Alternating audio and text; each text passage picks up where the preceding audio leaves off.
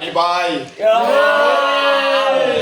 Kaya sabi, may mainit na laban ngayon, parating na laban ngayon. Sa ano ko, kaliwa ko, magiging tayo kay Clavel. Sa ano ko naman, magiging tayo para kay Save. Toskoy. Boston. Tao. Gagalapan. Tao. Sino gusto mo Pinakamalayo. An. Game Antoine. Tagal na. Unang banat. Clavel. Bakit level? Totoo ba? Walang paliligo yan. Todo. Totoo ba to? Totoo yan, tol. Kung totoo ba to, inanaginip ka lang, Paul. Ako magmimistulang bangungot sa iyong gabi kaya wag mo akong tutulugan. Tangina mo. Partida freestyle lang yan. Pag ako nakadikitan mo, palalaklakin kita ng talampunay na binudbura ng Bayo Jesek.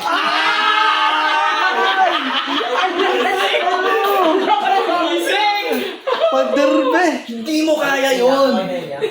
Alam mo tol, yung mga karunungan at saka mga kamali na pinagsasabi mo, malabo yan sa tulad ko. Kasi kung dati, pangarap ko sumikat sa pagrarap, pangarap ko kumita ng malaking pera. Ngayon sa nangyayari sa mundo, iba na pangarap ko. Pangarap ko kasing maging immortal. Tangina walang hanggang kamalayan, tangina na tulad sa usok na hinihintit mo. Ano mo? Kung ikaw, umiikot sa'yo yung mundo, tawagin mo kung araw. Yung mga konstelasyon sa planeta, tol, umiikot yan. Pero hindi sa sarili mong pagkatao. Umiikot yan dahil buhay ka, may isip ka, may kamalayan ka na sinusuyod. Kung sa tingin mo mali ang iyong natatanaw, gagi, nagkamali ka na natatanaw. Ay! Tangina mo. O may mapapata eh. At nagkamali ka rin ng iyong pananaw, gagi.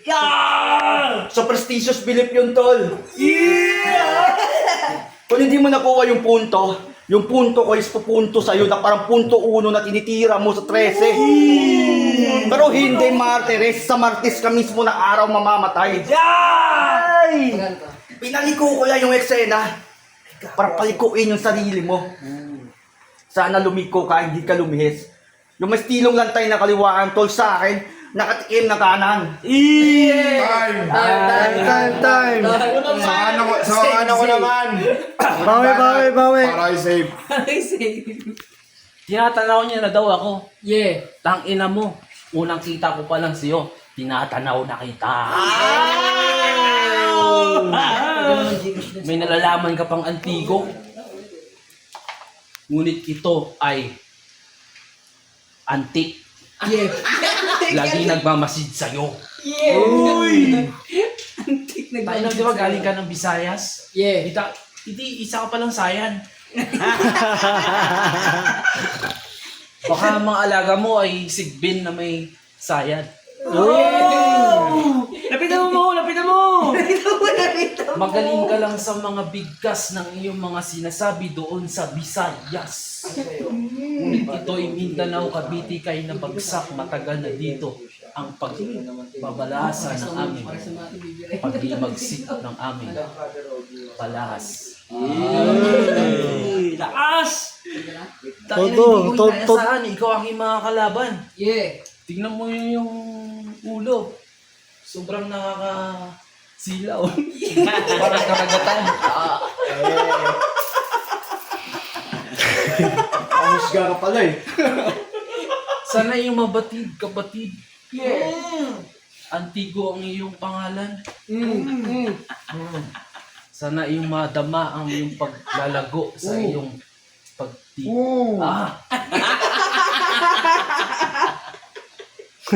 Time. Round. Para mo ba, round 2 tayo ngayon, yan. Sa ima mong mismo ikay kumalas, ibig sabihin ginagamit mong estilo, hindi talaga sa'yo. Yung naayon mong pagliliwaliw dito, tol. Partida freestyle lang yan. Pag sinulatan kita, gagapang ka sa lusa. Partida yun, tol. Kasi yung estilo ko dati, 2016 pa lang ginagawa ko na. Habang yung iba takay na nagpapakalalim sila pero hindi nila nakikita yung material nila ibasura pala. Animal. Tapos sinabihan mo pa ako sayan, totoo yun tol, para akong sayan. Kasi habang tumatagal, nagagalit, lumalakas. Tangina, hindi mo pa natatanaw si Saiyan God na si Goku. Pero, hayaan natin yung karakter. Bumalik tayo sa katotohanan at magpintas ng realidad. Kung sa tingin mo kinakahiya mo yung pagiging Ilonggo, gago. Hindi mo ba alam yung mga tunay na Ilonggos, matatalinong tao? Mula kay Graciano Lopez Sanian, nakikipaglaban dati. Gamit yung tula. Kasama ni Rizal. Sa isang La Liga Pilipina. Tapos si Miriam Santiago, putang ina ka. Hindi mo kinonsider yun. Sinasabihan mo, pintasan mo yung Ilonggo ng mga ganung bagay, tang ina tol, panis ka. Di mo kasi napapansin yung sarili mo sa ibang katauhan. Kaya nakukulong ka sa sarili mo at sa kanino mo mismo hindi na sumusunod sa'yo. Kung paano, kung nasabi yung mga bagay na to, kahit mismo impromptu, na nanggaling na mismo sa isip ko, kasi totoo yun. At hindi mali magsabi ng totoo. Pero wala akong jokes. Hindi rin ako palatawa na tao. Pero kaya kita takayin seryoso na matatawa sila. Paano kung sabihin yung crush mo? Tinitira ka sa tenga. Alam mo yun, Ay, Tol? kaya kilabel, tangina. Nananaginip ka sa kanya habang nilalabasan ka sa tenga.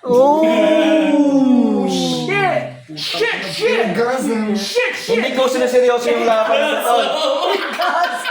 Partida freestyle lang. Alam mo ba yung Gen Demonyo yan? Kasi nakikita mo si Arcangel, tangina, tutusukin ka ng espada niyan. Time, motherfucker, what's up? Sobrang init. Ay, nang pare, napaka-drama mo naman. Eh. Sinasabi niya parang San Goku. Putang ina, kamukha mo si Majin Buu. Ay, ano-ano yung pinagsasabi? Ika'y nakatitig sa kalapaap. Bano sa iyong nakatapak.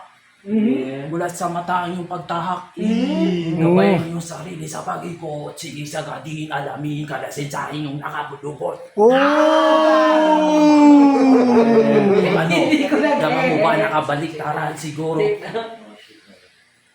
Sa iyong... Siguro yun. Sana makakalaban mo si ano? Pangalan nito? Si Yosue. Sana magbubulungan kayo ng mga bawat likha nyo. Dito na natin kunin. Sobrang nakakamangha yun. Bagong pandinig sa mga nakikinig. Yeah. Sana hindi nyo lagi tingin sa amin ay mga tulig. Yeah. Kasi dito sa ating inaapakan, tingin sa atin mga tulig. Pero sa kanilang mga isipan, sila yung dapat nalilinis ang kanilang pagtutulog. Yeah. Dito ang sistema. Bakit paulit-ulit na lamang? Parang walang kwenta ang nilalaman. Bakit? Anong punot dulo? Kung bakit tayo nandito? Bakit nga? Baka siguro kailangan puksain ang mga manggagago dito. Time. Last round. Last round para kay Clavel. Yo, check. Mahina pa rin. Sa akin pag-iistima sa yung estilo, hindi mo gamay yan. At hindi ka naman talaga totoong artist, rapist ka niyan.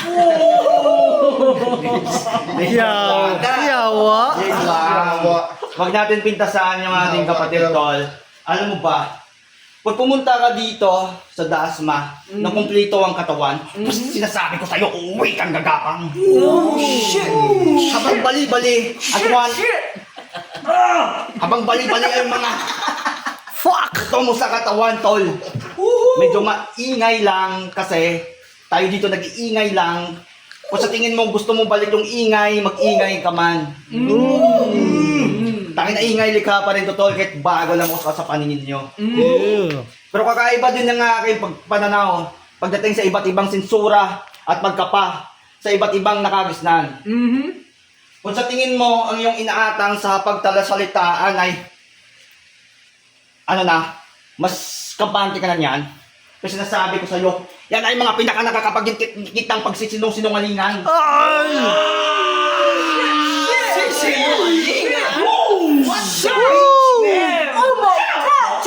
Minsan mo lang may relieve yung mga linya na yun, tol, na tinatago ko sa baol. Marami pa ako sa diksyonaryo nung na hindi nyo nahukay, na parang nilibing, na bangkay na mismo, na kinahon sa loob ng ataol. Stupid Dustfish, Pilipino-Nika. Kinakapa ko pa yung riba para pumantay. Pero hindi ko na kailangan magpakita pa ng multi para ikaw aking mapatay. Sinisilaban ka na ng sarili mong pagkatao. Kung sa tingin mo mali ka, o tama ka, walang mali at tama dito sa mundo. Basta ginagawa mo yung sarili mo. Ginagawa mo yung sarili mo na ikaw yung katotohanan, tol. Di pa ako tapos. What the fuck, man? Hindi ako nagmamalalim. Natural lang yan nakagos sa daloy sa siwang. Ay! Sinasabi ko sa inyo, huwag niyong tingnan ang siwang na umagos. Nice one! Tumingin kayo sa lugaring umiikot. Ang lalim yun! God damn! At hindi mo makukuha yun. Kasi nga, isa ka lang natural na individual na gustong makipagsabayan sa hamon ng buhay. Oh my God! Oh my God! Shit! Kapag ako nakikipagsabayan sa Ano mo, iba't Kalabel? ibang eksistensya ng kalawakan, iba't ibang impacto dito sa lipunan. Una bata pa naging rebelde hanggang ngayon, buhay pa rin na nakikipaglaban. Kaya tinatawag na Antigo Clavel, anti-governmental. At yung Clavel, bulaklak ng revolusyon yun. At hindi mo alam yun. Time! Last round! Huling banat kayo save. Last round! Tang inaano naman ang pinagsasabi mo. Yeah. Siguro, pinaghihi ka sa kalan. Kaya ngayon, kasama ka dito sa lutan. Kalan.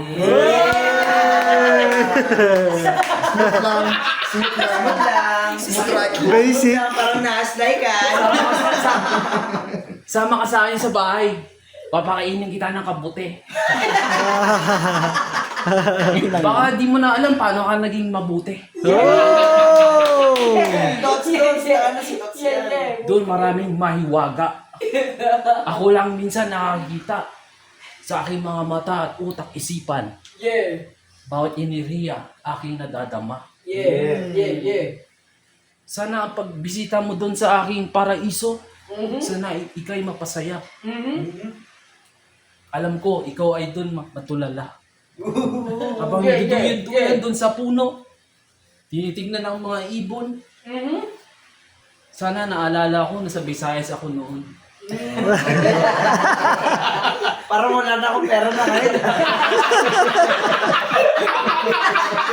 Alam mo kaya nandito ka sa Cavite ngayon? Siguro, sinadya talaga na yun, nandito ka ngayon. Bakit? Joke Kasi lang. kamukha mo si... Sino? Hindi ko na pwede sabihin. Baka ikaw masasaktan sa aking mga panlalait kasi hindi naman ako mahilig manlait ng aking kababayan. Yun, utang ina, grabe. Sana'y maramdaman mo din ang iyong tibok ng iyong boto. Ayos. Tangin na ang ganda ng tattoo mo. Ngayon ko lang nakikita yan.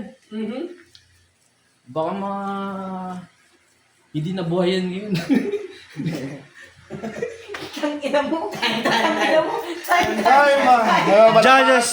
Sa battle na yun. Grabe, sobrang init. Grabe yung tumatatak ng mga linya. Judges! Pwede mo ba? Pwede mo ba? Judges yung kain lima. Binoto ko si Clavel, kahit best friend ko si Tots. Wala eh. Sinabi niya Choke out, pre. nag-choke eh. Tapos Sobrang naalala niya daw nasa Visayas siya, nasa Cavite naman siya.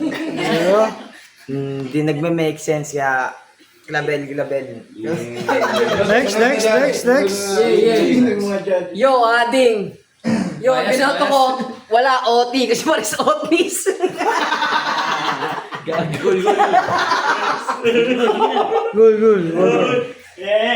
Ang binoto ko si Clabel kasi tangina tumatak sa akin yung mga linya niya. Ang galing niya. Yun, pack you. Yeah. Alex, moto. Sobrang solid ng laban na yun. Grabe ang init. Ang init talaga dito. Wala tayong electric fan. Pero next time magkakaroon tayo ng electric fan. Supporta lang. Magkakaroon tayo ng electric fan dito. Tuloy-tuloy lang sa mga walang pipirata dito sa aming mga ginagawang proyekto ngayon. Papakanda dyan. Last moto. Ito na. Yo, man. Lupet ang laban. Kita nyo naman, syempre, diba? Mas lutang si Tots pero mas malupit si Clabel sa pagkakataon na yun. Kaya gusto kong palabasin yung lupit ni Tots pero Clabel ako doon sa oras na yun. Ngayon, halo. Tanang iba, hindi si Clabel.